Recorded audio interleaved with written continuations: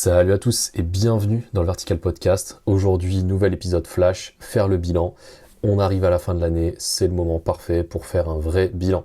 Pas juste se dire j'ai grimpé pas mal cette année ou j'ai passé un nouveau niveau, mais vraiment regarder est-ce que j'ai progressé ou est-ce que j'ai répété les mêmes erreurs qui m'empêchent de progresser.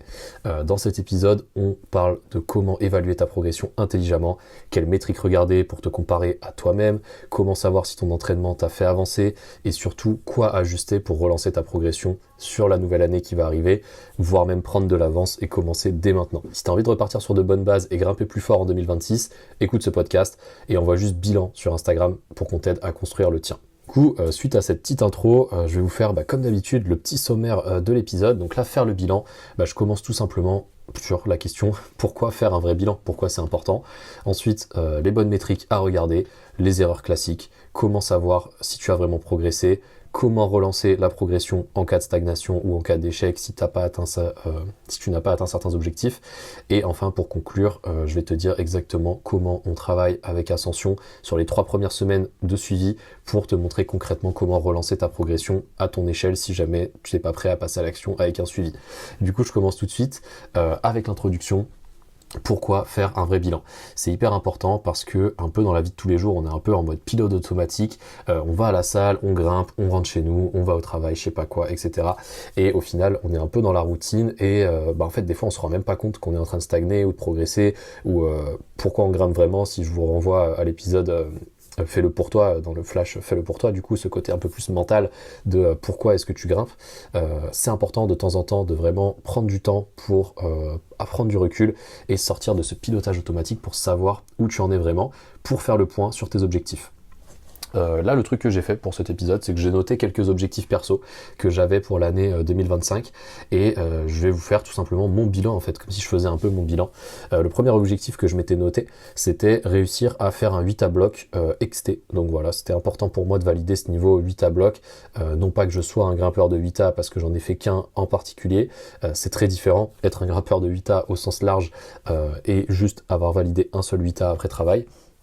Mais voilà, c'était mon objectif, valider au moins un 8A pour me prouver que j'en étais capable et me mettre dans un processus de travail d'un bloc dur, tout simplement.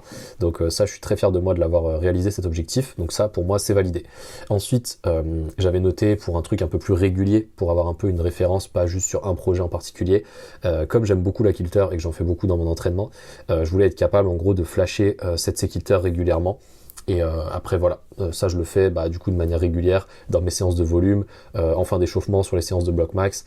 Donc voilà, en gros, à part si c'est vraiment un truc hyper extrême qui est vraiment pas dans mon style, etc. J'ai plus ou moins le niveau flash 7C kilter. Après voilà, il y a toujours des exceptions, ça veut pas dire que je vais flasher 100% des 7C sur la kilter, mais en gros si un jour je me dis ok ce bloc là je veux absolument le flasher et que je me repose bien, que je regarde bien les méthodes, que je brosse les prises et nanani et nanana, tout le côté un peu tactique et stratégique. En théorie, je suis capable de le faire.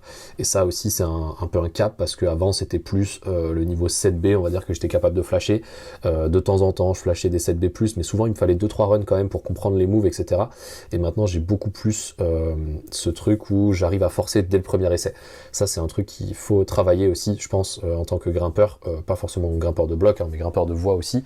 Être capable de vraiment tout donner dès le premier essai, c'est hyper important parce que aussi, il y a d'autres facteurs limitants qui vont arriver.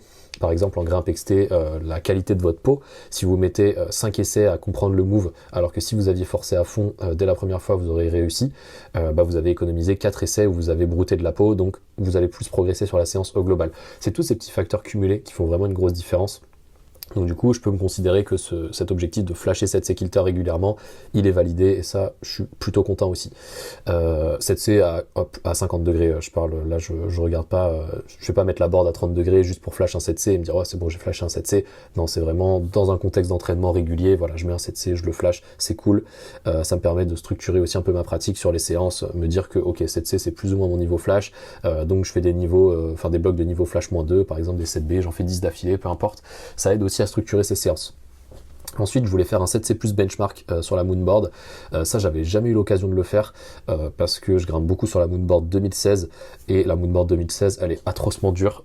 Si je compare à la Kilter, si je grimpe 8A Kilter de temps en temps, je grimpe au maximum 7C Moonboard de temps en temps et encore pas tous les 7C, genre peut-être un ou deux en particulier parce qu'il y a le système de benchmark, etc. Donc en gros, vous perdez plus ou moins 2 cotations entre votre niveau max Kilter et votre niveau max Moonboard 2016 benchmark.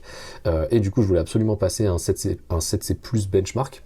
J'ai pas réussi sur la Moon 2016, je me suis pas assez attardé sur cet objectif, mais j'ai réussi à le faire en 2 runs là sur la Moon 2019 quand j'étais à Albarracín, là j'étais particulièrement en forme, donc ça je suis très content aussi. Ça montre que voilà, bon ok, c'était le most repeat dans les 7C+, il y aura toujours des gens qui vont vous dire ce que vous avez fait c'est soft. Je m'en fous parce que c'est un 7C+ benchmark, c'est sur l'appli Moonboard, je l'ai fait en 2 runs. Et donc voilà, pour moi c'était important de valider un peu ce milestone, un peu de faire un 7C+ benchmark. Après, est-ce que c'est un vrai 7C+, ça, je ne vais même pas rentrer dans ces débats, parce que là, on va se perdre, et ça aussi, c'est un autre sujet de podcast, débat des cotations, de est-ce que ça c'est soft, est-ce qu'il faut décoter, je sais pas quoi, enfin, on peut y passer des heures, et ça m'intéresse pas tant, ces débats sur les cotations. Ce qui m'intéresse, c'est de me comparer à moi-même, et de me dire, ok, il y a 3 ans, par exemple, j'étais incapable de faire des moves dans un 7C+ benchmark, maintenant, je l'ai sorti en 2 runs, voilà, j'ai progressé, fin de l'histoire, et ça, c'est ce qui m'intéresse dans l'escalade, personnellement. Ensuite, je voulais passer un cap sur les micro-prises. Alors qu'est-ce que j'appelle les micro-prises ? Pour moi, les micro-prises, c'était vraiment toutes les prises qui font 10 mm ou moins. Et donc en fait, pour ça, j'avais des métriques tout simplement. J'avais hyper mal aux doigts quand je me mettais en position arquée, parce que juste j'étais trop faible en arqué. C'était pas une histoire de blessure ou quoi, c'était vraiment une histoire de mes doigts sont pas habitués à arquer, j'ai trop mal quand j'arque les prises. Donc vraiment arc et pouce, avec le pouce au-dessus de l'index et tout. Et j'avais fait des tests où en fait dès 30 kg sur 10 mm, donc en block lift, j'avais mal tout simplement à genre 4, 5 sur 10, j'avais l'impression que mes doigts allaient exploser. Et suite à des petits cycles que j'ai fait au cours de l'année, là je suis arrivé à tenir plus ou moins de manière solide pendant, alors je sais plus si c'est 5 ou 10 secondes, faudrait que je vérifie, je pense qu'il y a plus de chances que ce soit 5 secondes. J'ai tenu 5 secondes à 50 kg sur 10 mm, donc à un bras. Et j'arrive maintenant à faire aussi suspension au poids de corps sur les micros de 10 mm, de 8 mm pardon, sur la Beastmaker, enfin les micros Beastmaker qui font 8 mm. Je me suspends au poids de corps dessus pendant 10 secondes en arc et pouce. Ça aussi c'est un gros gap dans ma pratique. Avant j'étais incapable de décoller du sol littéralement en arqué, juste ça me faisait trop mal aux doigts. Donc franchement j'ai passé un gros cap sur les prises en arqué et je me surprends aussi à arquer des prises quand je suis en train de grimper, pas de manière forcée, c'est-à-dire je vais pas me dire bon là je vais me forcer à arquer, mais plus ok là cette prise là c'est plus naturel de la prendre en arqué, je vais la prendre en arqué. Et ça c'est un gros progrès dans ma grimpe personnelle à ce niveau là. Donc voilà un peu comment faire son bilan. Notez-vous des objectifs. Déjà si vous n'avez pas d'objectif, c'est l'étape numéro 1 selon moi. Si vous vous entraînez et que vous n'avez pas d'objectif, c'est j'ai repris cette analogie là tout à l'heure en visio avec un client, c'est comme si tu avais un GPS et tu mets pas la destination dans le GPS. Ok, c'est cool, tu vas voir la carte, tu vas voir les radars, tu vas avancer, mais tu sais pas où tu vas. Alors que si tu mets l'itinéraire, si tu dis ok, je veux aller à telle adresse, donc c'est tel objectif, tu sais exactement que ça va te durer X temps, que voilà, les étapes sur la route c'est ça. Et j'aime bien cette analogie du GPS parce qu'elle est très parlante. Pour moi, voilà, vos objectifs, c'est la destination, c'est ce qui va driver toute votre progression. Et donc là, franchement, si j'analyse objectivement tous les objectifs que je m'étais fixés, il y en avait d'autres, mais ça c'était vraiment les principaux, j'ai réussi à faire tous mes objectifs, tout simplement. Il n'y en a aucun que je n'ai pas réussi à faire. Donc voilà, hyper fier de moi. Et après ça veut peut-être potentiellement dire quelque chose, c'est que je me fixe des objectifs qui sont peut-être pas assez ambitieux, parce que du coup, si je me dis, voilà, je voulais faire un 8A, peut-être que si j'avais voulu faire un 8A+, j'aurais pas réussi. Et donc du coup là ce serait un peu l'étape d'après, pourquoi pas essayer de faire un 8A+, ou faire 5 fois 8A dans l'année, ou peu importe, mettre un objectif un peu plus ambitieux pour éventuellement, même si j'atteins pas cet objectif là, j'aurais quand même progressé. Par exemple si je me dis voilà en 2026 je veux faire 10 fois 8A blocs en extérieur, donc 10 8A blocs différents, peut-être que si vraiment je m'y colle et je vais souvent en exté essayer des 8A, etc., peut-être que sur l'année, je vais en faire 4 ou 5 par exemple. Je vais pas réussir à faire les 10, mais je vais réussir à en faire 4 ou 5. Mais 4 ou 5, ce sera 4 ou 5 fois plus que ce que j'ai fait l'année dernière, donc j'aurai forcément énormément progressé, même si en soi ma cotation 8A en elle-même a pas progressé. Ça c'est hyper important de le comprendre. D'où aussi mes petits objectifs de flasher flasher 7C kilter régulièrement, etc. Ça vous aide à progresser vraiment sur du long terme. Donc voilà pour le pourquoi faire le bilan. Vraiment, c'est pour faire le point sur ces objectifs, sortir un peu du pilote automatique et savoir où vous en êtes vraiment. Ensuite, partie suivante, c'est vraiment les bonnes métriques à regarder. Et pour ça, du coup, j'ai noté 2-3 trucs. La première métrique, selon moi, c'est la technique. Là, je vous parlais dans mon exemple perso du fait que j'étais capable, par exemple, de flasher des blocs qui étaient plus durs, de me mettre dans un état d'esprit où je veux vraiment forcer dès le premier essai. Et pour ça, en fait, j'ai dû énormément progresser en lecture, en technique, pour me dire, ok, là, si je mets mon pied à tel endroit, peut-être que mes hanches elles vont se décaler comme ça, etc., avant même de grimper. Et ça, c'est une qualité qui est capitale pour la plupart des grimpeurs, enfin même pour tous les grimpeurs, de progresser de manière technique, même juste sur des aspects comme la lecture. Ensuite, progresser en force. Est-ce que vous avez progressé en force sur des métriques claires? Là, par exemple, si vous n'avez pas de métriques claires à tester, vous nous envoyez test sur Instagram, on vous envoie la batterie de test, vous faites la batterie de test 2 ou 3 fois par an. Est-ce que vos métriques progressent? Tout simplement. Vous aviez une traction à 40 kg, est-ce qu'un an plus tard, votre traction elle est à 45 kg? Oui, ok, super, vous avez gagné 5 kg sur votre traction, vous avez progressé, vous êtes sur la bonne voie. C'est vraiment la bonne démarche à suivre selon moi pour devenir plus fort, moins se blesser, etc. Et progresser de manière durable, tout simplement. Ensuite, il y a tout ce qui va être souplesse et mobilité. Ça, pour le coup, c'est pareil. Vous pouvez faire des petits tests, ou alors, ça va revenir avec le point suivant, vous pouvez regarder votre régularité. Par exemple, nous, chez Ascension, dans chaque séance, on va mettre des petits étirements en fin de séance. On va vous donner une routine de mobilité à faire quotidiennement. Est-ce que vous avez réussi à faire ça quotidiennement sur les 365 jours de l'année? Ou est-ce que vous l'avez fait un jour sur 2 ou un jour sur 3, peu importe. Mais voilà, est-ce que vous progressez aussi sur ces métriques-là? Par exemple, si en 2024, vous aviez fait que 50 fois votre routine de mobilité dans l'année, est-ce que vous l'avez fait 80 fois, 100 fois, 120 fois en 2025? C'est ça qui compte, c'est pas de le faire tous les jours, c'est de progresser d'année en année. Et après, bien sûr, plus vous le faites, si jamais c'est un objectif quotidien, si vous le faites tous les jours, c'est idéal. Et du coup, ça revient un peu au point suivant. Est-ce que vous avez progressé de manière mentale? Et dans le mental, là, j'inclus pas forcément que la peur de la chute ou ce genre de choses, mais aussi votre discipline, votre motivation. C'est hyper important de faire le point là-dessus et de se dire, ok, est-ce que j'ai progressé dans mon mindset général, dans mon mental, comment j'aborde mes séances, comment je vois ma progression, pourquoi je grimpe, etc. Enfin voilà, tout ce côté mental, il est hyper important. Et faire des petites séances comme ça de visualisation, de méditation, peu importe, de prendre le temps de noter un peu dans son journal ou dans sa prog son état mental, c'est hyper important. Et nous, on le fait directement dans les visios, quand on fait des suivis. On demande toujours à nos clients, écoute, comment tu te sens mentalement? Est-ce que cela, ça progresse? Comment tu te sens en termes de motivation, discipline, tout ça? Et on essaye de trouver des solutions pour amener du coup plus de régularité, parce que c'est vraiment la régularité qui fait la différence. Je préfère quelqu'un qui s'entraîne 3 fois par semaine de manière hyper structurée pendant 5 ans, que quelqu'un qui s'entraîne 5 fois par semaine de manière hyper hardcore pendant seulement 1 an.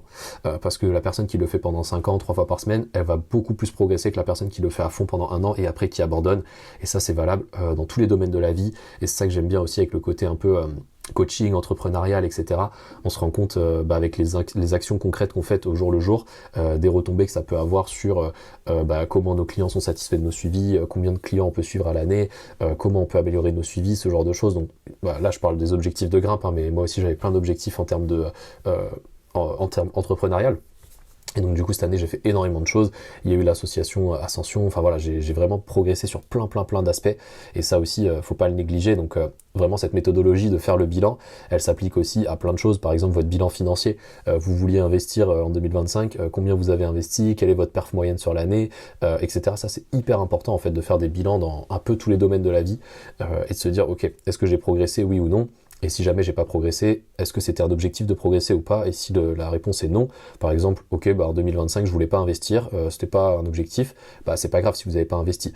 Mais si vous l'aviez noté en gros sur votre frigo, investir en 2025 et que vous l'avez pas fait, là du coup vous pouvez vous dire, ok, je fais le bilan, j'ai pas investi en 2025, ni dans ma grimpe, ni financièrement ou peu importe. Qu'est-ce que je peux faire en 2026 pour changer ça? Parce que ça me tient à cœur. Parce que si je l'ai noté, cet objectif, c'est qu'au fond ça me tient à cœur. Donc voilà, il faut vraiment regarder des métriques concrètes, et après il faut quantifier ses performances sans tomber dans la comparaison avec les autres. Comment quantifier ses performances? C'est très très simple. Soit vous parlez en cotation, par exemple là moi je reprends l'exemple de mes objectifs perso, faire un 8 XT, flash des 7C kilter, ça c'est très palpable, c'est-à-dire que vous allez à la salle ou vous allez en XT, vous faites la perf, vous l'avez fait oui ou non, il n'y a pas d'histoire de comparaison ou autre chose, c'est vraiment vous contre vous-même. Après, est-ce que ça pourrait être un objectif aussi de compétition, par exemple faire top 10 à telle compétition, c'est pareil, ça pour le coup c'est un objectif de comparaison, mais ça dépend de qui il y a à la compète. S'il y a 10 athlètes d'équipe de France qui viennent au contest et que votre objectif c'est de faire top 5, ça va être compliqué d'être dans le top 5 s'il y a 10 athlètes d'équipe de France qui viennent pour squatter le podium. Ça c'est vraiment aussi un truc à faire où il faut pas trop tomber dans la comparaison avec les autres sur certains objectifs, parce que des fois c'est pas dépendant de vous et vous auriez pas pu faire mieux dans tous les cas, et il faut être fier de vous, il faut être fier de ce que vous avez entrepris et vous dire que vous êtes sur la bonne voie.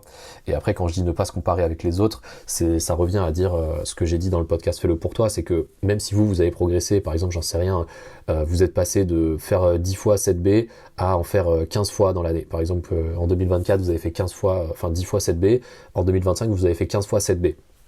Bon, vous êtes encore dans le 7B en termes de cotation, mais vous en avez fait 33% de plus.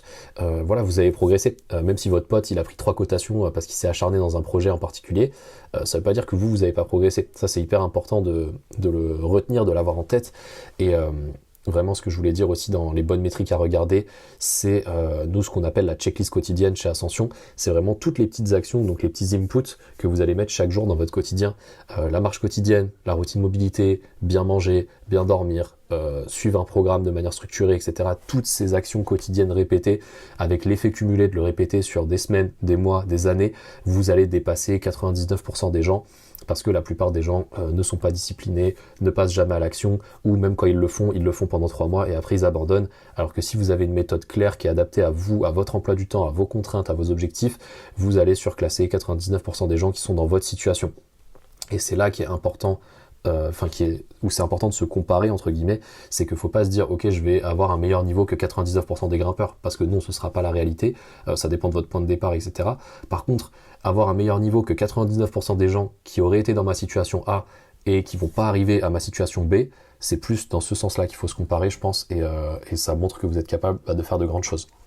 Les erreurs classiques, selon moi, c'est juste de se fier à son niveau max ou à la couleur des blocs. Par exemple, ok, cette année, je grimpais dans les blocs noirs à Arcos, je suis en fin d'année, j'ai toujours pas fait de bloc violet à Arcos. Ça veut un peu tout et rien dire, parce que ça dépend de est-ce que vous avez vraiment voulu passer du temps pour sortir des blocs violets, est-ce que vous avez essayé de comprendre pourquoi certains blocs violets ça sortait pas, etc., etc. Parce que comme je le disais un peu en intro, si vous êtes en mode pilote automatique, que vous allez à la salle sans objectif de séance, que juste vous faites les blocs des nouveaux secteurs et que vous vous acharnez pas à comprendre pourquoi ce bloc violet il sort pas, vous allez jamais progresser en fait. Vous allez jamais le valider ce bloc violet, surtout si vous vous entraînez pas à côté et que vos métriques elles augmentent pas. Il y a zéro chance qu'un jour en fait vous fassiez un violet comme ça en claquant des doigts ou par pure chance. Ou alors faut que le bloc il soit absolument dans votre style, potentiellement que ce soit un violet pas dur pour la côte, etc. Et du coup c'est pas satisfaisant selon moi de progresser de cette manière-là, un peu de manière aléatoire. Ce qui est satisfaisant selon moi, c'est vraiment d'avoir mis en place certaines actions qui vous ont permis de progresser et qui vous permettent de valider certaines choses. Donc voilà, il ne faut pas se fier uniquement à son niveau max. Pareil pour les cotations, là je reprends l'exemple du nombre de blocs que vous faites dans l'année ou de nombre de voies que vous faites dans l'année. Vous pouvez progresser en nombre de voies que vous faites sans progresser non plus en termes de cotation. Et d'ailleurs, je pense que la plupart des athlètes de haut niveau auraient arrêté de s'entraîner parce qu'ils sont en dépression, parce qu'ils ne progressent plus. Si vous regardez objectivement, je sais pas, des athlètes comme Adam Mondra, Alex Megos ou peu importe, si je dis pas de bêtises, Adam Mondra, Silence, donc le 9C voix, il l'a fait en 2017. Depuis 2017, il n'a pas refait de 9C. Du coup, ça voudrait dire que Adam Mondra, il stagne depuis 2017. Non, parce qu'il fait d'autres choses à côté. Il fait de la compète. Là, il a flashé je crois même qu'il a flashé un 8C bloc. Peu importe, mais voilà, il progresse vraiment sur d'autres aspects. Et c'est pas du coup qu'une histoire de cotation max, c'est aussi une histoire de nombre de blocs que vous faites à l'année, de nombre de voies que vous faites à l'année, de votre régularité, etc., etc. Donc pour moi, l'erreur numéro 1, c'est vraiment de prendre juste son niveau max et de se dire, ok, je suis toujours dans le 7B, donc j'ai stagné. Ça, c'est une erreur selon moi. Et ensuite, le fait d'ignorer l'importance de la récupération, la constance et les signaux de votre corps, parce que si vous vous forcez malgré la douleur, malgré un peu une sorte de manque de motivation parce que vous faites les choses sans vraiment comprendre pourquoi, etc. Selon moi, vous allez un peu dans le mur aussi parce que vous n'allez pas réussir à être constant, à être discipliné sur plusieurs mois, plusieurs années, et c'est ça vraiment qui fait la différence. Il n'y a personne qui commence l'escalade et qui devient fort au bout de 6 mois, ou alors vraiment c'est des anomalies génétiques, ou c'est des jeunes qui commencent très très tôt et qui avaient déjà les potentiels, qui se font coacher par leurs parents, je sais pas quoi, il y a toujours un facteur de performance, mais personne n'est comme vous, commence l'escalade escalade à plus de 25 ans, n'a pas trop un passé sportif glorieux, on va dire, de je sais pas, avoir fait de la compète quand on était jeune, dans un autre sport ou quoi, et sédentaire, ne marche pas 10 000 pas par jour ou quoi, et progresse, fait du violet Arcos en 6 mois. Il y a quasiment personne qui fait ça, et si jamais il y en a, en vrai, envoyez-moi un message sur Instagram du coup, si vous avez 25 ans ou plus, que vous êtes vraiment très sédentaire, que vous avez commencé la grimpe il y a 6 mois et que vous grimpez déjà dans le violet Arcos, en vrai j'aimerais bien avoir des exemples comme ça, de contre-exemples, et comprendre du coup qu'est-ce qui potentiellement vous a fait progresser à cette vitesse-là. Donc voilà, ça c'est vraiment hyper important de l'avoir en tête aussi. La constance et les signaux de votre corps, c'est hyper important. Donc le côté récupération. Comme je le disais juste avant, grimper 3 fois par semaine de manière régulière, sans trop se cramer pendant 3 ans, c'est beaucoup mieux que de grimper 6 fois par semaine pendant 3 mois et se blesser et être 6 mois en rééduc parce que vous vous êtes fait une poulie. D'ailleurs, force à vous si vous êtes actuellement blessé et que vous êtes en train de récupérer. Négligez pas l'importance de la remise en charge. Pour revenir d'une poulie, c'est pas juste faire du froid, du chaud, quelques massages et juste pas grimper pendant 6 mois et vous revenez. Faut remettre en charge progressivement. Rapprochez-vous d'un kiné ou d'un professionnel de santé qui est beaucoup plus qualifié que nous pour vous parler de ça, mais vraiment remettez de la charge progressivement, sinon vous allez jamais vous en sortir de cette poulie. Ça c'est hyper important, c'était une petite parenthèse que j'avais pas prévu de parler, mais c'est toujours intéressant de le dire. Et du coup ça me permet de faire la transition avec la partie suivante, parce que si vous ne faites pas ces erreurs classiques qui est juste de se fier à son niveau max et que vous écoutez bien votre corps, que vous récupérez bien et que vous êtes constant, comment savoir si vous avez vraiment progressé? Les 3 questions qu'il faut se poser, c'est la première, suis-je régulier? Voilà, est-ce que vous êtes régulier? Donc l'importance des inputs, est-ce que vous allez à la salle 3 fois par semaine de manière régulière, etc. Ou est-ce que vous allez grimper en falaise ou en bloc XT ou peu importe. Voilà, est-ce que vous êtes régulier? Ça pour moi c'est la première étape. Si la réponse est non, il faut vraiment regarder les inputs, donc le nombre de séances que vous faites, est-ce que vous mangez bien, est-ce que vous dormez bien, est-ce que vous faites vos 10 000 pas par jour, etc. Est-ce que vous faites votre routine mobilité, tout ce genre de petits trucs. Et il faut progresser là-dessus de manière contrôlée et progressive. Voilà, pas passer de 0 pas par jour à 10 000 pas par jour, 7 jours sur 7. Vous allez juste péter un câble parce que c'est pas adapté à votre routine et il y a peu de chances que vous le teniez sur du long terme. Donc, question numéro 1, suis-je régulier, oui ou non? Si la réponse est non, travaillez sur vos inputs. Si la réponse est oui, et voilà, vous êtes régulier ou régulière. Question numéro 2, est-ce que je suis plus solide en grimpe qu'avant? Donc est-ce que je me blesse moins, ou est-ce que les blocs que je sortais avant, si jamais vous avez des repères, que ce soit en bloc XT ou même en falaise, je dis souvent bloc parce que je suis plus un bloqueur qu'un falaisiste, mais c'est la même logique de pensée. Par exemple, vous avez un CISA de référence sur votre falaise, c'est votre voie de chauffe de référence que vous faites tout le temps. Est-ce que vous êtes beaucoup plus solide dedans qu'avant? Je sais pas, par exemple, peut-être qu'en 2018, ce CISA-là, quand vous le faisiez, vous étiez daubé aux 3/4 de la voie, il fallait se battre pour finir la voie. Peut-être qu'en 2025, cette voie-là, vous la faites en chaussures d'approche sans aucun stress. Voilà, ce genre de métrique-là, c'est hyper intéressant à regarder. Est-ce que vous êtes plus solide qu'avant en termes de réalisation de trucs que vous avez déjà fait? Ce qui est bien quand vous grimpez sur la Kilter, j'en parlais beaucoup dans mon bilan perso, c'est que les blocs que vous cochez, vous pouvez les réessayer en fait. Il n'y a pas de honte ou de contre-indication à répéter des blocs que vous avez déjà fait pour vous comparer à vous-même et vous dire ok, pourquoi j'arrive plus à faire ce bloc-là alors que je l'avais coché à telle séance? Ah ok, peut-être qu'à telle séance j'étais à mon prime physique, c'était mon objectif de la séance à ce moment-là, j'étais hypé par le fait que j'avais jamais réussi ce bloc-là, etc. Ok, maintenant quand je le refais, je suis plus en plein milieu d'un cycle, je suis pas à mon prime physique et j'ai plus ce petit rush d'adrénaline qui me pousse absolument à vouloir chercher la croix. Donc forcément je suis moins motivé, etc. Enfin voilà, il faut aussi des fois se comparer à soi-même et pas non plus culpabiliser, de pas être capable de refaire des trucs que vous avez déjà fait. Si je reprends l'exemple d'Adam Ondra qui fait Silence, je suis sûr que même 5 jours après avoir fait la voie, il était déjà plus capable de la refaire. Et donc du coup ça veut pas dire qu'il a régressé, ça veut juste dire qu'il a eu un pic de forme à un instant donné, qu'il avait un objectif très précis et que il a validé ce truc là et qu'après voilà il passe à autre chose. Et en fait si on était tout le temps à son pic de forme, juste on serait tous des monstres et en fait c'est pas le cas en grimpe. Ça aussi c'est un gros biais qu'amènent les réseaux sociaux.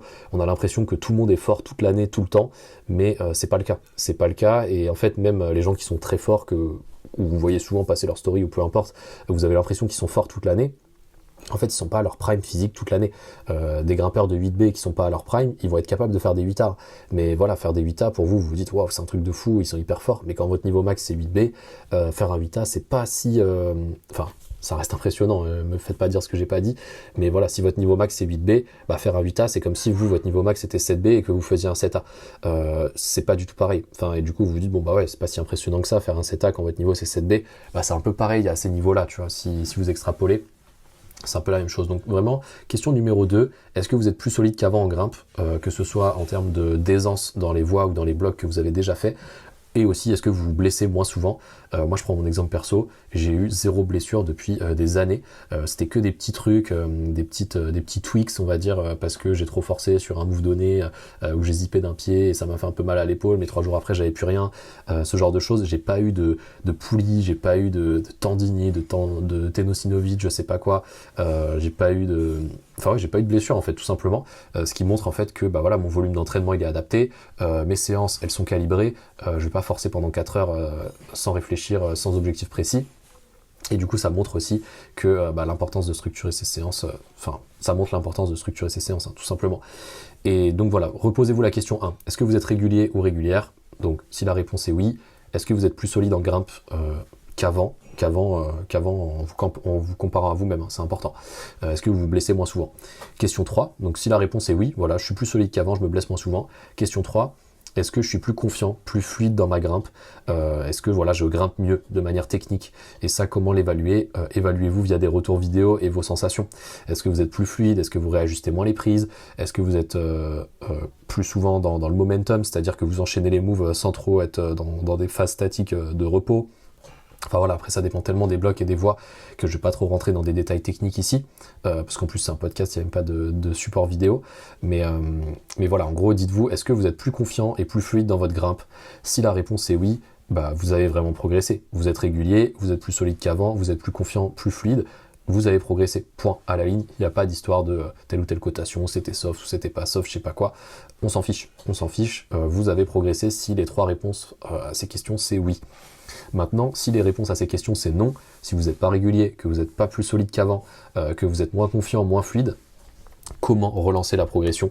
C'est l'avant-dernière partie. Il faut absolument identifier un levier prioritaire pour la nouvelle année.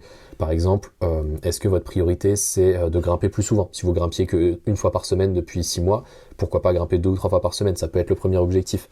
Si vous mangez n'importe quoi toute la semaine, 7 jours sur 7, pourquoi pas essayer de recommencer à manger bien un jour sur 2? Ça peut être ce genre de choses. Vous faisiez 0 pas par jour tous les jours, pourquoi pas marcher 5000 pas par jour pendant 3 mois? En fait, il faut vraiment se refixer des petits objectifs comme ça et mettre vraiment l'accent sur un levier prioritaire. Donc souvent, selon moi, après ça va tellement dépendre des personnes, mais en général, la priorité, c'est la régularité à la grimpe. Si vous grimpiez 1 fois par semaine, si vous grimpez 3 fois par semaine maintenant, vous allez beaucoup plus progresser que quelqu'un qui grimperait 2 fois par semaine ou le vous-même qui grimperait que 2 fois par semaine. Donc ça, c'est hyper important. Ensuite, pour moi, le deuxième levier, ça va être le renfort. Est-ce que vous faites des séances de renfort régulières en fonction de vos points faibles et de vos besoins? Si vous n'avez pas besoin de faire de renfort par rapport à vos objectifs, il n'y a pas forcément besoin de renfort. Mais ça peut être le levier numéro 2. Le levier numéro 3, l'hygiène de vie. Voilà, est-ce que vous mangez bien, vous dormez bien, etc. Et après, voilà, on peut avoir tous les autres leviers possibles et imaginables. Mettre des ordres de priorité différents. Est-ce que le sommeil c'est plus important que l'alimentation, etc. Je vais pas rentrer dans ces débats-là parce que comme je l'ai déjà dit plein de fois, chez Ascension, notre suivi il est holistique. Et holistique, qu'est-ce que ça veut dire? Ça veut dire qu'on inclut tout dans notre suivi, la nutrition, les habitudes de vie, la planification technique, physique, etc. Parce que selon moi, ça n'a pas de sens, par exemple, de prendre un coach qui va vous mettre dans le mal de séance en séance, de semaine en semaine, et qui a 0 vue sur votre nutrition et qui vous dit pas de manger un peu plus de glucides avant l'entraînement et de manger un peu plus de protéines quand vous êtes dans un gros cycle de force par exemple, parce que vous allez avoir besoin de récupérer plus et que si vous mangez pas assez de protéines, ça va poser problème, parce que là du coup vous êtes juste en train d'aller au surmenage, d'aller à la blessure et en fait vous allez pas progresser et c'est trop dommage parce que vous avez quand même payé un coach et vous allez pas progresser. Donc ça c'est aussi un truc qu'on me dit souvent quand j'annonce des tarifs en coaching, en visio d'appel, que j'annonce les tarifs de nos suivis, on fait souvent les gros yeux en disant waouh c'est super cher ce que vous proposez, mais en fait c'est un peu comme tout dans la vie, souvent quand quelque chose est cher c'est que vous payez la qualité tout simplement, vous payez pas quelque chose cher pour pas de qualité, sinon en fait vous l'achetez pas tout simplement, et c'est pour ça aussi qu'on sélectionne les personnes avec qui on travaille. Et si vous voulez savoir si notre suivi est adapté, vous nous envoyez go sur Instagram, vous nous envoyez bilan comme j'ai dit dans l'intro, on rentre en discussion, on prend le temps d'analyser votre profil, vos besoins, vos objectifs, si ça peut correspondre à nos méthodes, et si ça correspond à nos méthodes, on vous propose du coup un suivi avec une durée claire, un tarif clair, par rapport à un objectif clair, et ça c'est ce qui nous tient à cœur chez Ascension, c'est vraiment d'avoir le plus de clarté possible sur ce qu'on est en train de vous promettre. On vous promet une transformation, c'est pour passer d'un point A à un point B. C'est pas juste pour dire ah bah voilà j'ai un coach, c'est cool, je fais quelques séances et je sais même pas si j'ai progressé. Là j'étais encore en visio avec un client qui me dit qu'il a fait un suivi avec quelqu'un, je vais pas donner de nom pour éviter les conflits d'intérêts, mais qui me dit bah voilà j'ai fait un suivi avec ces personnes-là, c'était très cool, mais j'ai l'impression d'avoir progressé mais sans plus. Et je dis mais c'était quoi l'objectif du suivi avec cette personne-là? Et il me dit bah je sais même plus. Je sais même plus c'était quoi l'objectif. Donc ça pour moi c'est red flag. Si vous prenez un coach ou une coach ou peu importe, enfin bref, si vous voulez travailler avec quelqu'un qui va vous aider à vous améliorer, il faut absolument un objectif. C'est l'étape numéro 1. Si vous n'avez pas d'objectif, vous avez un GPS sans destination, quoi. C'est juste, vous allez payer un suivi dans le vide, quoi. Ok, peut-être c'est cool, vous allez apprendre des trucs, vos séances elles changent de temps en temps, ça vous sort de la routine, etc. Mais est-ce que vous progressez vraiment et est-ce que vous atteignez vos objectifs? Souvent la réponse est non, et je trouve ça trop dommage en fait de payer quelque chose dans le vide qui vous amène pas vers vos objectifs. Enfin c'est ma vision en tout cas, c'est comme ça qu'on travaille chez Ascension. Donc voilà, ça c'est vraiment hyper important d'identifier un levier et de mettre l'accent dessus. Et après, comme je vous ai dit, il faut procéder par étapes. Souvent nous on fonctionne par cycle de 3 semaines. 3 semaines d'entraînement, 1 semaine de repos ou de décharge, faites la même chose pour vos habitudes. Dites-vous, ok, là je vais marcher 7000 pas par jour pendant 3 semaines. La semaine 4, vous marchez un peu moins parce que peut-être vous prenez un peu plus de repos ou le temps de faire autre chose et vous faites un petit bilan. Ok, sur les 3 semaines qui viennent de se passer, est-ce que j'ai validé mes 7000 pas tous les jours? Ok, je l'ai validé 90% du temps. Ok, c'est cool, c'est parfait. Je peux peut-être me fixer l'objectif de ne plus prendre cette semaine de repos justement et de vraiment faire 7000 pas par jour tous les jours, toute l'année. Et voir où ça me mène. Et pareil pour l'alimentation, pour suivre un programme structuré, etc. Vous pouvez faire ça pour absolument tout. Fonctionner par cycle, fonctionner par objectif intermédiaire, c'est hyper important. Et du coup, pour un peu conclure ce podcast sur vraiment comment faire le bilan et pourquoi c'est important, il faut absolument faire un vrai bilan. C'est déjà un pas vers ta future progression. Si tu fais pas de bilan, tu peux pas savoir si tu es en train de progresser, de régresser, sur quel levier tu peux agir. Et pour tout ça, du coup, je vous le dis souvent, mais envoyez-nous go sur Instagram, on rentre en contact avec vous, on voit si notre suivi peut être adapté. Et là, je vais vous faire un peu une présentation de comment on travaille chez Ascension sur les 3 premières semaines, sur comment restructurer en fait votre pratique pour vous faire progresser. La semaine 1, on fait le bilan, donc via l'appel de découverte, on va vous demander vos objectifs, pourquoi éventuellement vous voulez un suivi, est-ce que ça peut être pertinent pour vous, etc. Si on arrive à la conclusion qu'un suivi ça peut être adapté, que nos méthodes elles sont adaptées à votre profil, etc., on démarre le suivi. Semaine 1, familiarisation. Donc pendant cette semaine de familiarisation, vous commencez votre entraînement avec des trucs très basiques pour être sûr que vous maîtrisez les bases et on prend le temps de faire le bilan diète. Donc le bilan diète, il y a aussi le bilan des habitudes. C'est une visio, on rentre vraiment dans les détails et on fait tout ça vous nous posez vos questions sur le bilan diète. Est-ce que ce que je suis en train de faire c'est bien, c'est pas bien? Qu'est-ce que je peux modifier? Est-ce que je mange assez? Est-ce que je mange pas assez? Etc. Ça c'est hyper important de faire du coup cette analyse sur votre côté nutrition et habitude de vie. Ensuite, en semaine 2, on fait les tests physiques. Si on s'est rendu compte qu'en semaine 1, il n'y avait pas de contre-indication. Et aussi, on adapte les tests en fonction des résultats de la semaine 1. Si vous ne tenez pas 10 secondes au poids de corps sur 20 mm, on ne va pas vous rajouter du lest sur 20 mm. Ça n'a aucun sens. Donc du coup, voilà, on adapte aussi les tests à votre profil. Et semaine 2, donc fin de semaine 2, on fait le bilan des tests. Et une fois qu'on a fait ce bilan des tests, on se dit, ok, voilà, le bilan diète, il est fait, le bilan des tests, il est fait, les objectifs, ils sont clairs. On fait la première semaine d'entraînement, donc la semaine 3, c'est votre première semaine d'entraînement, 100% personnalisé, adapté à votre emploi du temps, adapté à vos objectifs, adapté à votre profil sur les tests. Et les tests, je parle souvent de tests physiques, mais on inclut aussi ce qu'on appelle les tests techniques, c'est-à-dire qu'on vous demande des vidéos de grimpe, et nous on va analyser ces vidéos de grimpe et on va voir si vous n'arrivez pas à poser vos pieds, si vous réajustez trop les prises, si vous avez des problèmes de lecture, ce genre de trucs, on va le voir directement sur les vidéos, et bien sûr que ça fait partie du bilan aussi, sinon on vendrait juste des programmes PDF sur comment faire un cycle de force doigt, et on vendrait pas des suivis aussi complets pour vous aider à vous transformer. Donc voilà, c'était un peu la conclusion du podcast. Si vous voulez plus d'informations, vous nous envoyez un message sur Instagram, vous nous envoyez go, vous nous envoyez bilan, vous n'hésitez pas à nous poser des questions, que ce soit dans les commentaires, etc. Et du coup, c'est un peu tout pour ce podcast, faire le bilan. Vraiment, prenez le temps, là, après le podcast, vous rentrez chez vous ou peu importe, vous prenez une feuille, vraiment, vous faites le bilan. Est-ce que j'ai atteint mes objectifs? Si c'est pas le cas, quel levier je peux actionner? Et si vous êtes perdu et que vous pensez que vous avez besoin d'aide pour atteindre vos objectifs, vous nous envoyez un message tout simplement. Maintenant, du coup, je passe un peu à la partie réponse aux questions. J'en ai choisi qu'une seule de questions parce qu'elle est assez intéressante et que ça va me permettre de faire le lien aussi avec un futur podcast que je vais faire. Mais voilà, je parle souvent de tests physiques, de bilan des tests, etc. Selon moi, il y a une corrélation directe. Enfin, c'est même pas selon moi, hein, c'est la science qui le dit. Hein. Il y a plein d'études qui montrent que si vous forcez plus sur 20 mm en semi-arqué que quelqu'un d'autre, souvent la cotation que vous êtes capable de grimper, donc votre cotation max, elle est supérieure. Il y a vraiment une corrélation directe entre votre potentiel de force sur une prise et dans une préhension donnée et la cotation max que vous êtes capable de grimper. Après voilà, on peut faire plein d'études différentes, il y a plein de biais aussi dans ces études-là, mais moi dans la réalité, ce que je vois aussi sur le terrain, c'est que c'est totalement vrai. Si vous tractez 20 kg sur une prise et que quelqu'un d'autre en tracte 40 et que vous avez le même poids de corps, celui qui tire 40 kg sera forcément un grimpeur plus fort que vous en termes de cotation max. Après bien sûr, il n'y a pas que ça, il y a la technique, il y a la tactique, etc. Enfin, il y a tout le mental aussi, il y a les objectifs, mais en général, c'est 100% vrai. Quelqu'un qui est plus fort que vous sur le plan physique grimpera forcément plus fort que vous sur plein d'autres aspects et se blessera moins, etc. Enfin bref, il y a plein de choses positives en fait qui viennent de ça. Et il y a un truc qui me marque aussi là-dedans, c'est que souvent, je dis bien souvent, les grimpeurs que j'ai ou qu'on a chez Ascension qui arrivent en suivi et qui ont des petites douleurs, qui ont souvent des blessures, etc., c'est des personnes qui sont trop faibles par rapport à leur niveau de force comparé à leur cotation qui grimpe. Je vais prendre un exemple très concret.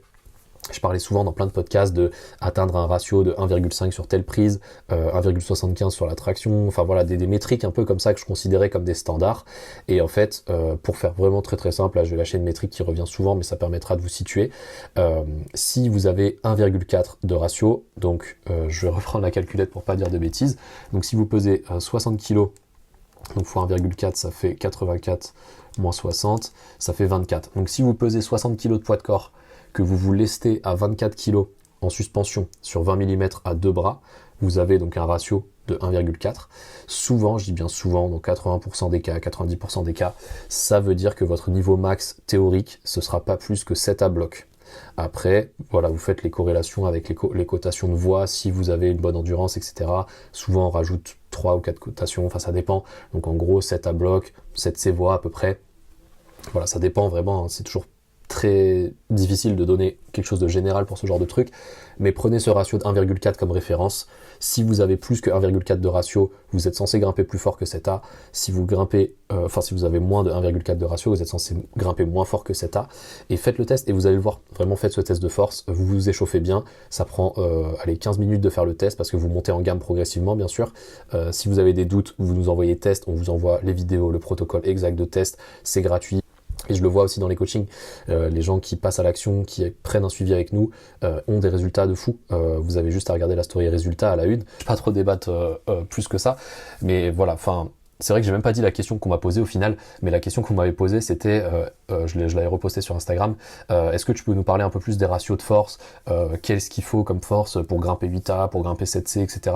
Prenez juste cette métrique, là, le 1,4 de force doigt pour faire du 7A, et dites-vous que si vous avez 1,4 de force doigt, et que vous grimpez par exemple 7B ou 7B+, dites-vous que vous êtes un grimpeur à risque de blessure. Vraiment en termes de poulie, de ténosynovite, etc. Enfin voilà, tout ce qui va être blessure au niveau des doigts, des tendons, des ligaments.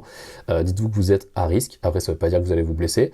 Ça veut juste dire que ça peut valoir le coup de faire un peu de renfort pour réaugmenter un peu votre force doigt, pour avoir moins de risque de blessure. Même pas pour grimper plus fort, juste pour avoir moins de risque de blessure, parce que si vous vous blessez moins, vous allez forcément progresser plus longtemps sur du long terme, et si vous progressez sur du long terme, si vous vous blessez pas pendant 3 ans, vous progressez pendant 3 ans. Donc ça c'est hyper intéressant à voir selon moi. Et en fait, ça fait le lien avec le prochain sujet du prochain flash, qui sera avoir la capacité de.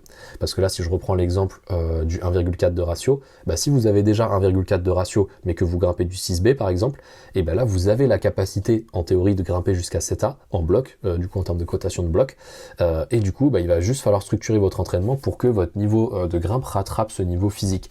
Et ça, c'est beaucoup plus facile à faire que l'inverse, que quelqu'un qui est déjà fort techniquement, qui ne veut pas faire du renfort pour X ou X raison, qui pense que le renfort ça va le faire moins bien grimper, etc., qui ne progressera pas du coup sur ses métriques et qui va galérer à passer à la cotation d'après ou au niveau d'après parce que il va manquer de force doigt ou de toute autre qualité physique, force bras ou peu importe.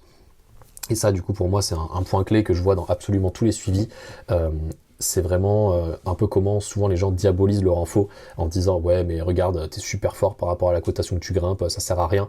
Bah non, ça sert pas à rien parce que tu vas vraiment te blesser 4 fois moins que quelqu'un qui est très fort en grimpe comparé à son niveau de force. Et ça, bah, pour moi ça n'a pas de prix, le fait de juste aller grimper sans avoir peur de se blesser, c'est hyper important selon moi. Et si vous êtes dans cette situation, que vous grimpez dans votre niveau max souvent et que vous avez peur de vous blesser parce que vous sentez que vos doigts ils sont pas très solides, que vous avez des petits tweaks, des petites inflammations, ce genre de trucs, selon moi il faut absolument augmenter votre potentiel de force, donc de force max, d'endurance de force, peu importe, enfin vos métriques de force, parce que ça va vous permettre de moins vous blesser. Et après, franchement, j'ai quasiment jamais vu le cas de quelqu'un qui se blesse en faisant du renfo, ou alors c'est dans des cas où la personne n'a pas bien géré sa charge d'entraînement, c'est-à-dire que vous grimpiez 10 heures par semaine, vous mettez du renfo 4 heures par semaine en plus, et vous diminuez pas votre volume de grimpe, donc en gros vous vous retrouvez à 4 heures de renfo, 10 heures de grimpe du jour au lendemain. Souvent vous allez vous blesser dans ces situations-là, mais pas parce que vous avez trop chargé sur la poutre, juste parce que vous allez avoir des blessures de surutilisation, comme des petites inflammations, ce genre de choses. Et ça, après, ça peut vous ruiner une progression parce que si vous avez des inflammations, bah, vous avez mal. Si vous avez mal, vous forcez moins sur les prises. Si vous forcez moins sur les prises, vous progressez pas en termes de potentiel de force, etc. Et donc c'est un peu un cercle vicieux. Mais voilà, en gros, ça répond à peu près à la question. C'était important d'avoir des métriques selon moi et de chercher à augmenter ces métriques d'année en année. Si vous n'avez pas de métriques claires, vous nous envoyez test, on vous envoie tout ça. Je suis pas en train de dire que il faut absolument avoir un niveau de force colossal par rapport à son niveau de grimpe, etc. Voilà. Me faites pas dire ce que j'ai pas dit. Le plus important, c'est quand même d'être un grimpeur techniquement fort et qui grimpe bien. Mais en fait, si vous êtes un grimpeur fort techniquement, qui grimpe bien, etc., et qu'en plus vous êtes fort physiquement, vous allez forcément moins vous blesser et avoir un corps en meilleure santé, on va dire, que quelqu'un qui est dans la même situation, qui a moins de force que vous. Ou que vous-même, dans la même situation, qui avait moins de force que vous-même. Donc en fait, ce sera toujours mieux d'avoir plus de force si c'est en adéquation avec vos objectifs, votre emploi du temps, etc. Et du coup, chez Ascension, on vous aide à structurer tout ça. On vous fait un plan précis pour vous dire, ok, telle métrique pour toi c'est important parce que ceci, cela, et on va t'aider à augmenter ça. Comme d'habitude, si vous avez des questions, ça se passe dans les commentaires. Si vous avez des suggestions aussi de thèmes d'épisodes ou ce genre de trucs, c'est vraiment, nous on les prend vraiment avec plaisir. Si vous avez besoin ou vous pensez que vous avez besoin d'un suivi pour vous accompagner dans votre progression, vous nous envoyez go, on voit si nos méthodes peuvent vous correspondre. Et comme d'hab, il y a tous les liens dans la description, les codes promo pour les compléments alimentaires chez NutriPure, les adresses mail, les tests, les routines d'eau à mobilité, etc. N'hésitez pas du coup aussi à vous abonner, à mettre un like, à partager avec un pote à vous qui a besoin du coup de restructurer sa pratique, nous mettre une petite review de 5 étoiles sur Spotify, Apple Podcast ou quoi, ça fait vraiment la différence pour nous. C'était Léo et je vous donne rendez-vous pour le prochain podcast. Ciao ciao.